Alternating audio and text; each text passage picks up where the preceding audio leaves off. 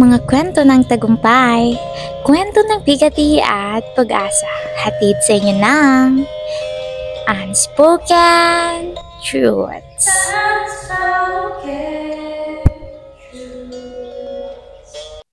Mapa, isan akong ganap na guro. Ang kapal ng mukha niyo, mga hayop kayo. Kuntis ako! Hindi kita mahal! Responsibilidad. Isang simpleng salita pero may mabigat na kahulugan para sa bawat isa. Ang bawat tao ay may responsibilidad sa mundong ito.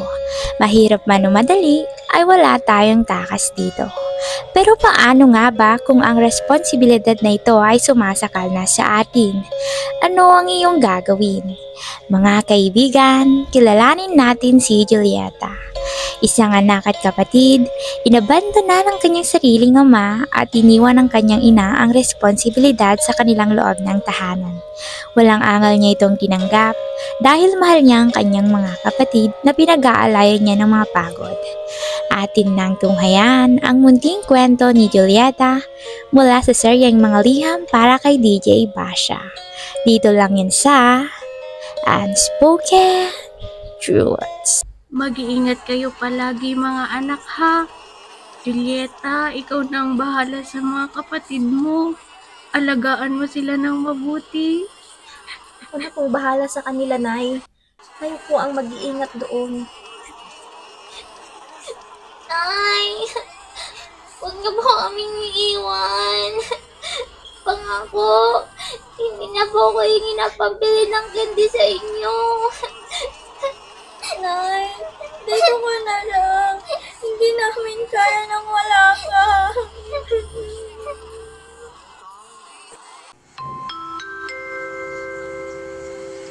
Attention all passengers, this is the final boarding call for flight 123 to Saudi.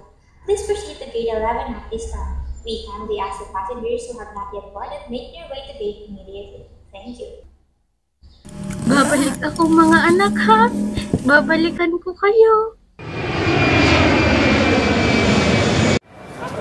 Uy, Julieta! Kumusta na kayo ng mga kapatid mo? Balita ko, mag-uulihin na ang iyong panganay ah. Ang panganay, sira. Kapatid ko yun, no? Tsaka, oo. Akalain mo yun? Ang bilis ng panahon. Parang kailan lang nang umalis si inay. Sigurado akong matutuwa yun kapag malaman niyang magkukuliyo na si Mira. Uy, Julieta, ilang taon nang walang paramdam ang nanay niyo? Sigurado ka bang buhay pa siya? Ano bang tanong yan, Aling Tess? Siyempre, buhay pa si nanay. Ikaw ganoon, bakit hanggang ngayon wala pa siyang paramdam? Halos ikaw na ang bumuhay sa pamilya niya. Oo nga, ang balita ko, di mo na itutuloy ang pag-aaral mo. Oo, ititigil ko muna. Ako ang panganay. Responsibilidad kong tulungan ng mga kapatid ko. Kaya't gagawin ko ang lahat para sa kanila. Sayang naman. Ayos lang naman ako. Masaya ako para sa mga kapatid ko. Sigurado naman akong paparamdam din si inay. Baka sobrang busy lang talaga sa trabaho. O siya, maiwan ko muna kayo. Deliver ko lang tong order nila. Kawawang bata, no? Sayang, matalino pa man din. Balita ko, ilang taon nang walang paramdam ng nanay nila eh. Oo, Mari. Pero ewan ko ba sa magkakapatid na yan? Patuloy pa rin sa paghihintay sa kanilang nanay. Ate, Ano yun, Isabel? may enrollment ako bukas sa bahay natin. Pwede mo ba akong samahan? Kailangan ba ako ron? Marami kasi akong darating na labahin bukas eh. Ha? Kumuha ka na rin ba ng labada, ate? Bakit naman? Sa kailangan kasi nating mag-ipon. Malapit na ang pasukan yun ni Mira. O siya, kung gayon, tutulungan mo na kita bukas, ate, bago tayo pumunta sa bayan.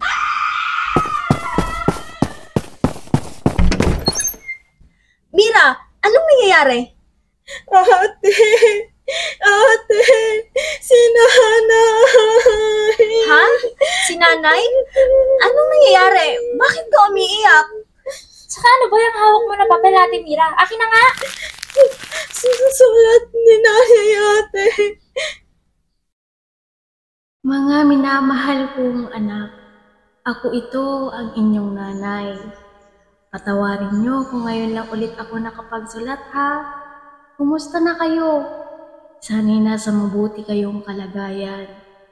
Alam kong marami kayong katanungan at sasagutin ko ang lahat ng iyan pagbalik ko sa Pilipinas. Julieta, anak, magpakatatag ka. Malapit na si inay. Patawarin mo ako. Mahal na mahal ko kayo. Nay, bakit ngayon ka lang nagparamdam, Nay? Ang tagal-tagal naming hinintay ang pagkakataong ito, Nay. Ate, tahan na. Ang importante, alam na nating buhay si inay. Mukhang masaya ka, Julieta. Sino ba naman ang hindi sasaya kung sinusulatan na sila ng kanilang ina? Totoo ba? Mabuti naman kung ganoon. Oo, ilang buwan na rin siyang nagpapadala. At alam mo ba, sa atin muna ito ha, si nanay. Uuwi siya ngayon. Abay, talaga? Nakatutuwa naman. Sige, bigyan mo kami ng tsokolate ha. Shasha, umuwi ka na at maghanda ka na ng pagkain para sa nanay mo. Ako na munang bahala sa paninda mo. Talaga? Sige, gagawin ko yan. Maraming salamat ha. Teka, bakit ang daming tao sa bahay? Hala, meron na ba si inay? Nay? Mira, Isabel, nasan si nanay? Ate! Ate, si nanay! Bakit? Nay! Bakit naman ganito ang nangyari, Nay? Hangad lamang natin ng simpleng buhay. Pero bakit kailangang buhay mo pa ang kapalit? Nay! Sana hindi ka na lang ng ibang bansa, Nay. Bakit mo kami iniwan? Paano na ang mga kwento mo, Nay? Hindi mo na ba ikakwento sa amin, Nay? Nay, bumangon ka na dyan, Nay! Nay! Marami pa akong tanong sa'yo, Nay. Marami rin akong gustong ikwento sa'yo. Nay, isa na akong koleyo. Bakit hindi kami tayo makapagtapos, Nay? Gusto ko pang ibigay sa inyo ang mundo. Saan ka na naman galing, Mira? Uwi pa ba ng matinong babae yan? Huwag kang OA riyan. Hindi naman ikaw si nanay. Patay na siya. Patay na. Lasing ka ba? Oo, ano naman ngayon? Huwag kang basta na parang ikaw si inay kasi never kang magiging si nanay. Saan lang gagaling ang pinagsasabi mong yan, Mira? Oo, hindi ako si inay. Pero irespeto mo naman ako bilang nakakatanda mong kapatid. Ang dami ko nang inaibigay sa inyo. Pati ang pangarap ko ay sinantabi ko para sa inyo. Tapos ito? Ito lang igaganti niyo sa akin? Yan tayo eh. Isusumbat mo pala lahat ng paghihirap mo. Sinabi ba namin na gawin mo yun? Hindi naman, di ba?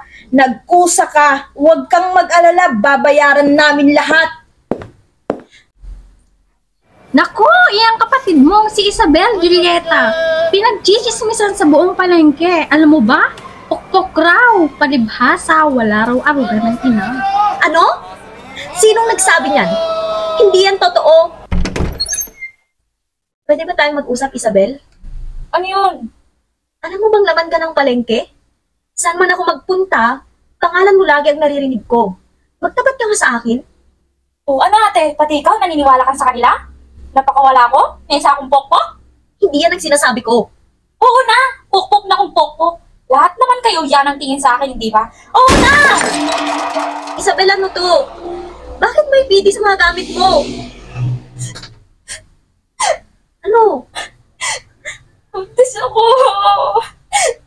Ate, buntis ako! Nabuntis ako ng walang yan!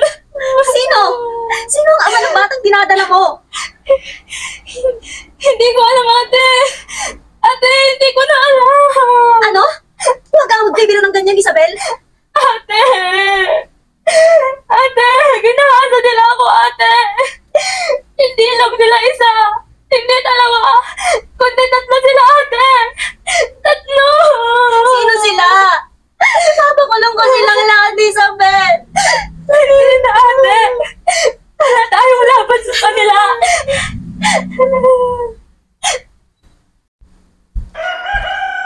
Ate? Oh, Mira.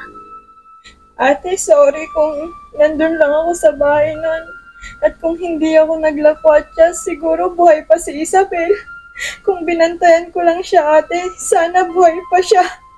Kasalanan ko lahat ng to, ate. Patawarin mo ako. Huwag mong sabihin yun, Mira. Wala kang kasalanan. Walang may gusto sa nangyari. Ako dapat ang humingi ng patawad. Kasi nagkula ako sa inyo. May itinabing sulat si Isabel, ate. Nakita ko sa mga gamit niya. Kung ito ay binabasa mo na ate, sigurado akong wala na ako sa mundong ito. Wala kang kasalanan ate. Huwag na huwag mong sisisihin ang iyong sarili. Hindi ka nagkulang. Sobra-sobra pa ang ibigay mo sa akin. Pagod na kasi ako ate. Pasensya na kung gusto ko nang makapiling si inay. Pagod na akong makita ang mga mapanghusgang mata ng mga tao. Mga bibig na puro kamalian ang nilalaman. Pagod na ako ate. Ayokong masaksihan ng anak ko ang mundo ng mga taong mapanghusga. Mahal na mahal ko kayo ate. Ang buhay ng isang tao ay napakaikli. Kaya't habang nabubuhay ang mga mahal natin sa buhay, ay maging responsable tayo sa ating mga responsibilidad. Ipakitang mahal sila. Maraming salamat, Julieta, sa inyong kwento na siguradong nagbigay na naman ng aral sa ating mga tagapakinig. Muling magbabalik ang ating Unspoken Truths.